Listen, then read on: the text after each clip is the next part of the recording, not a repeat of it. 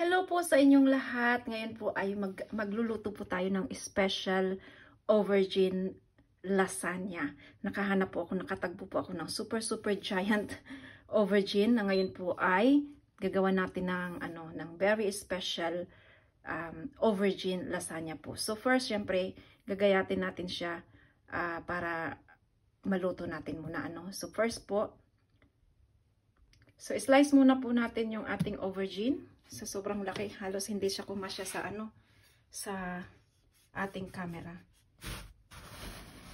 Ayan.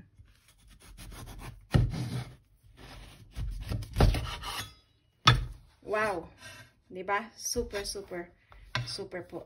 Amazing. Nakakatuwa siya. So ang gagawin ko is ganito na lang. Dahil sa sobrang laki po niya,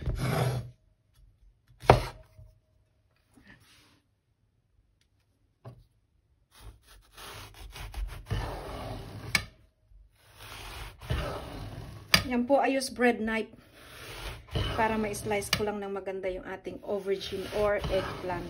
Yan.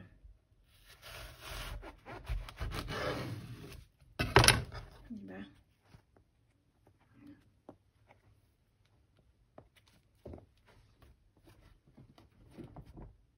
Right. Ayan po, pinirito na natin yung pinirito na po natin yung aubergine. So, ang gagawin po natin, magle-layer po tayo ng yung mince na inihanda ko po ito in advance para hindi na masyadong matagal. Meron po tayo ditong mince, combination ng pork and steak or minced beef. So dalawang klase po ang mince niyan. Yeah. So i-layer po natin yan.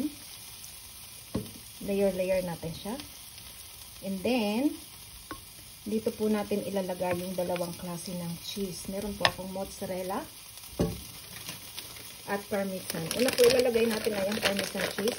Ito pong parmesan cheese na to, ito po yung nagdadagdag ng nice and salty taste niyan. So, parmesan cheese muna po. Okay, at tapos, yung mozzarella naman po, ang gagawin po ng mozzarella is, ito naman po ang nagbibigay ng parang stringy effect stringy effect naman po sa ating lasagna. Okay, so we are now making the first layer ng ating lasagna. Aubergine lasagna po siya. Okay.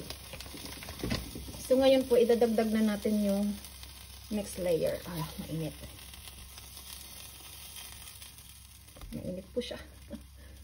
So ayan po. Ulitin lang po natin yung process. Medyo mainit talaga. Let's repeat the process po. Ganyan lang siya. Ulitin lang natin.